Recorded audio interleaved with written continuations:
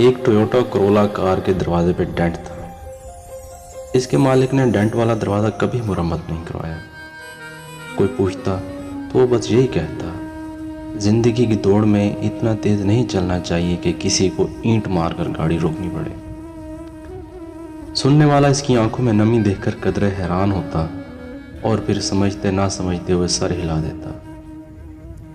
सरगोशी सुनोगे या ईंट से बात सुनोगे?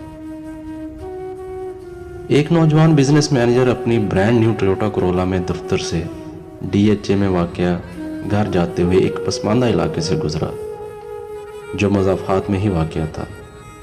अचानक इसने एक छोटे बच्चे को भागकर सड़क की तरफ आते देखा तो गाड़ी आहिस्ता कर दी, मगर फिर भी इसने बच्चे को कोई चीज़ उछालते देखा। ठक की आवाज़ के साथ एक ईंट इसकी नई गाड़ी के दरवाजे पर लगी थी।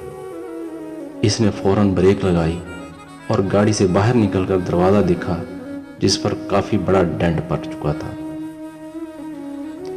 इसने गुस्से से उबलते हुए भागकर ईंट मारने वाले बच्चे को पकड़ा और जोर से झिंझोड़ा, अंधे हो गए हो पागल की औलाद, तुम्हारा बाप इसके पैसे भरेगा। वो जोर से दौड़ा। मैली कुचैली कमीज पहने बच्चे के चेहरे पर नदामत और बेचारगी के मिले जुले असरात थे। साईं, मुझे कुछ नहीं पता, मैं और क्या करूं? मैं हाथ उठाकर भागता रहा मगर किसी ने गल नहीं सुनी। इसने टूटी फूटी उर्दू में कुछ कहा। अचानक इसकी आंखों से आंसू उबल पड़े और सड़क के किनारे एक नशेबी इलाके की जानिब इशारा किया। इधर मेरा अब्बा गिरा पड़ा है, बहुत वजनी है, मुझसे उठ नहीं रहा, मैं क्या करता साईं? बिजनेस एग्जीक्यूटिव के चेहरे पर एक हैरानी आई और वो बच्चे के साथ साथ नशेबी इलाके की तरफ बढ़ा तो देखा एक माजूर शख्स ऊंधे मुंह मट्टी में पड़ा हुआ था और साथ ही एक व्हील चेयर गिरी पड़ी थी। ऐसा दिखाई दे रहा था कि शायद वजन के बायस बच्चे से व्हील चेयर संभाली नहीं गई और नीचे आ गिरी, और साथ ही पके हुए चावल भी गिरे हुए थे जो शायद बाप बेटा कहीं से मांग कर लाए थे। साईं, मेहरबानी करो, मेरे अब्बू को उठवाकर कुर्सी पर बिठा दो। अब मैली शर्ट वाला बच्चा बाकायदा हिचकियां ले रहा था। नौजवान एग्जीक्यूटिव के गले में जैसे फंदा सा लग गया। उसे मामला समझ आ गया और अपने गुस्से पर बहुत नदामत महसूस हो रही थी। इसने अपने सूट की परवाह किए बगैर आगे बढ़कर पूरी ताकत लगाकर कराहते हुए माजूर शख्स को उठाया और किसी तरह व्हील चेयर पर बिठा दिया। बच्चे के बाप की हालत गैर थी और चेहरा खराशों से भरा पड़ा था। वो भागकर अपनी गाड़ी की तरफ गया और बटुए में से 50,000 निकाले और कपकपे हाथों से माजूर की जेब में डाल दिए।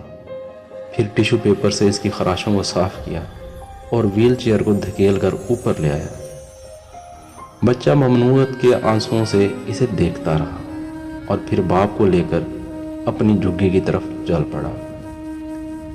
इसका बाप मुसलसल आसमान की तरफ हाथ उठाए हुए नौजवान को दुआएं दे रहा था। नौजवान में बाद में एक खैराती इदारे के ताउन से झुग्गी में रहने वालों के लिए एक झुग्गी स्कूल खोल दिया और आने वाले सालों में वो बच्चा बहुत से दूसरे बच्चों के साथ पढ़कर जिंदगी की दौड़ में शामिल हो गया।